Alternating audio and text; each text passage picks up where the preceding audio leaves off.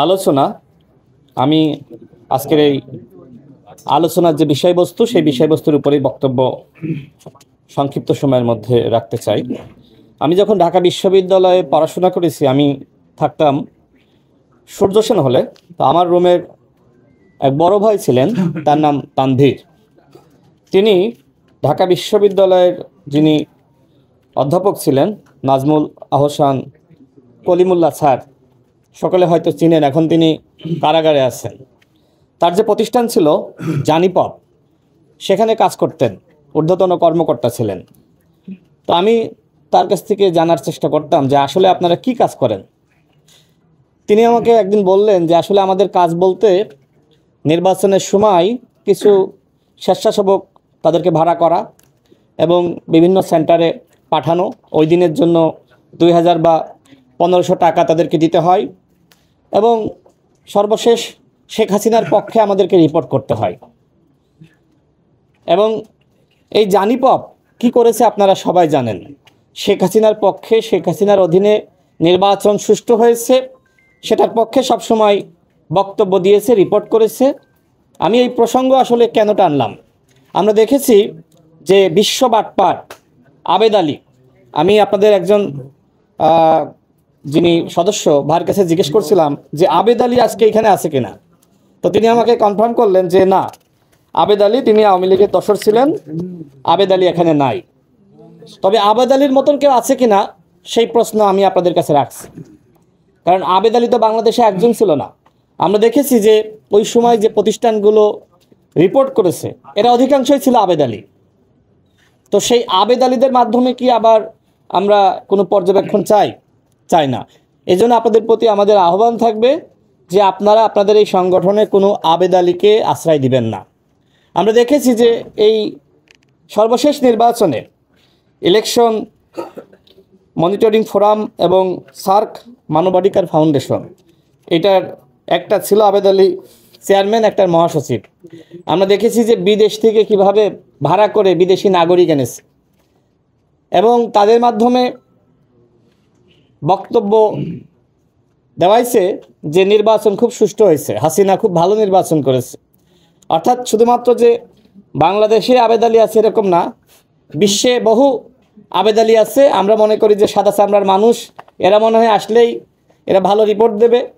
আমরা এর আগে হোটেল সোনারগাঁয়ে একটি প্রোগ্রাম ছিল, সেখানে একজন বিদেশি পর্যবেক্ষক আমাদেরকে নিয়ে বসলেন। সেখানে আমাদের দলের সভাপতি নুরুল হক নূর ছিলেন, আমি ছিলাম।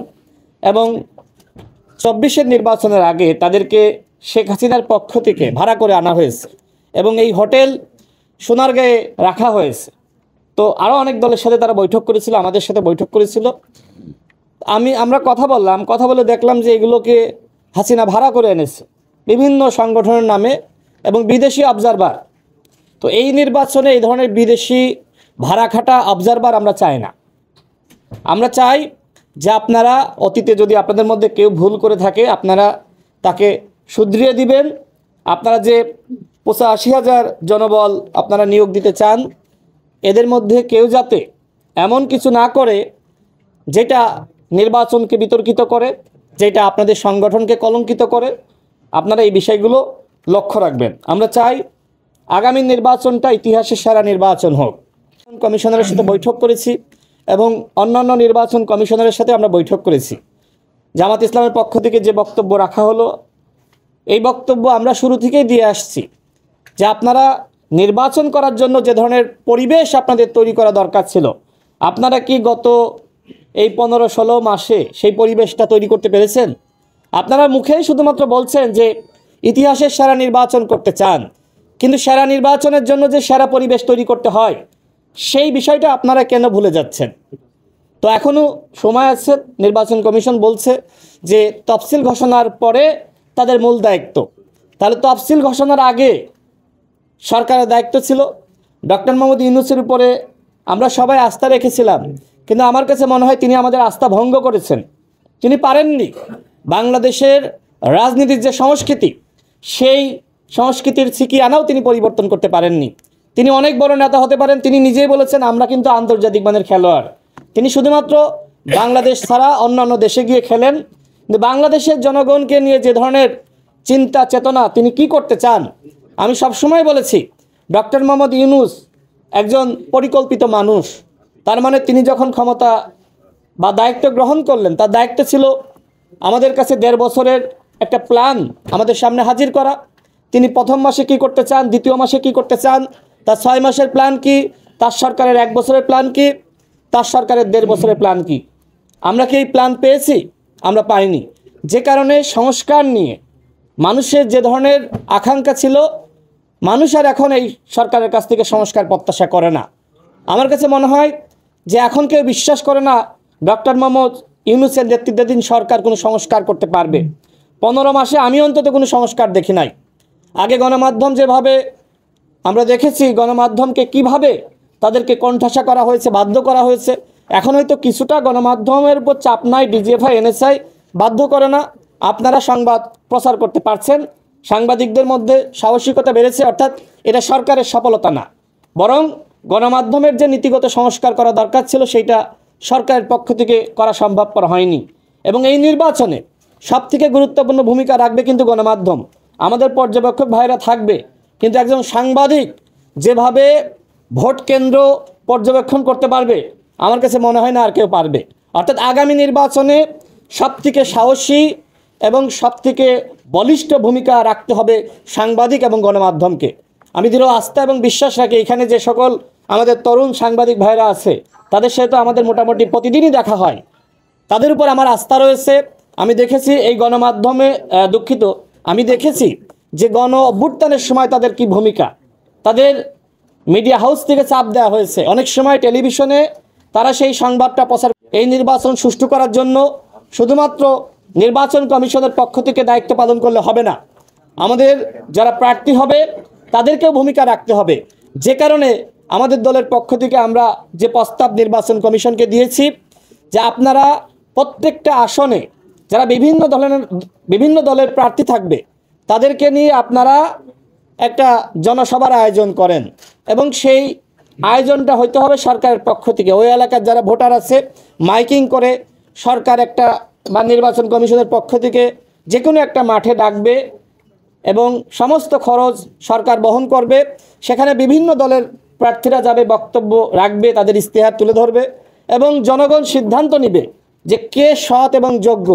এখনও পর্যন্ত আমি লক্ষ্য করছি আমার নিজ জেলা ঝিনাইদহ 2 আসনের প্রার্থী আমাদের দলের পক্ষ থেকে আমি দেখেছি যে আসলেই রাজনীতির সংস্কৃতির কোনো পরিবর্তন হয়নি।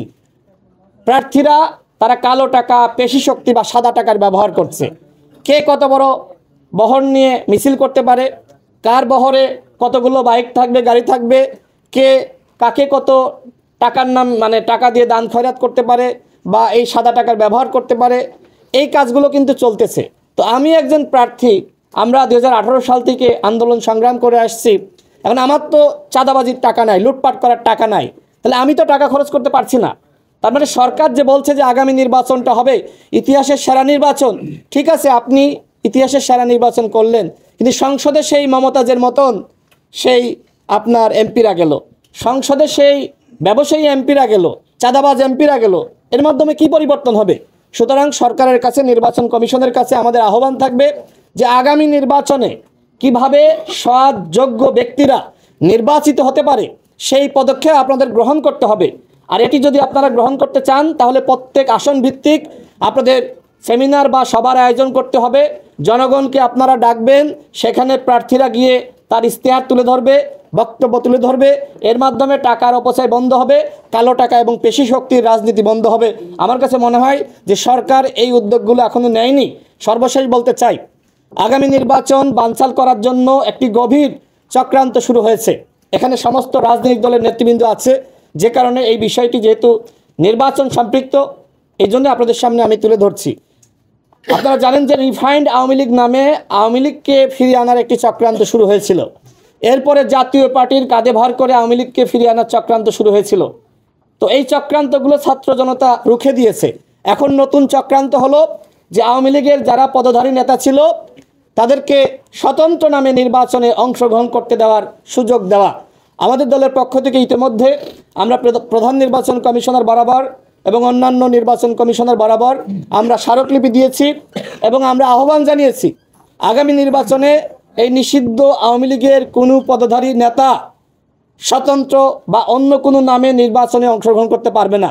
যেহেতু দল হিসেবে আওয়ামী লীগ নিষিদ্ধ হয়েছে, তাদের সাংগঠনিক কার্যক্রম নিষিদ্ধ, সুতরাং এই নিষিদ্ধ সংগঠনের কোনো নেতা স্বতন্ত্রভাবেও নির্বাচনে অংশ নিতে পারবে না। আমি মনে করি এখানে প্রত্যেকটা দলের উচিত এই বিষয়ে বক্তব্য দেওয়া, বিবৃতি দেওয়া, সচেতন থাকা। এদের উদ্দেশ্য কিন্তু নির্বাচনে যাওয়া না, এদের উদ্দেশ্য ভারতের নির্দেশনায় স্বতন্ত্রভাবে নির্বাচনে অংশ নিয়ে নির্বাচন বানচাল করা। বাংলাদেশে ১/১১ ছাড়া কোনোভাবে আওয়ামী লীগ ফিরতে পারবে না। সুতরাং কিভাবে অরাজকতা সৃষ্টি করে নির্বাচনের পরিবেশ নষ্ট করে কিভাবে শেখ হাসিনাকে, আওয়ামী লীগকে ফিরিয়ে আনা যায়, সেই চক্রান্তে কিন্তু লিপ্ত হয়েছে। এবং এইটা শুধুমাত্র আমাদের এই দেশীয় আওয়ামী লীগের প্ল্যান না, এটা ভারতের প্ল্যান যে স্বতন্ত্র নামে ৩০০ আসনে আওয়ামী লীগের নেতারা নির্বাচনে অংশ নিবে এবং নির্বাচনটা বানচাল করবে। আগামী নির্বাচন বানচাল হোক, সেটি নিশ্চয়ই আমরা কেউ চাই না। সুতরাং আগামী নির্বাচনে ডামি মামি স্বতন্ত্র কোনোভাবেই আওয়ামী লীগের পদধারী নেতারা অংশ নিতে পারবে না। সেই বিষয়ে আপনাদের সকলকে সোচ্চার থাকার আহ্বান জানিয়ে এবং আজকের এই আয়োজকবৃন্দকে ধন্যবাদ জানিয়ে আমি আমার বক্তব্য শেষ করছি।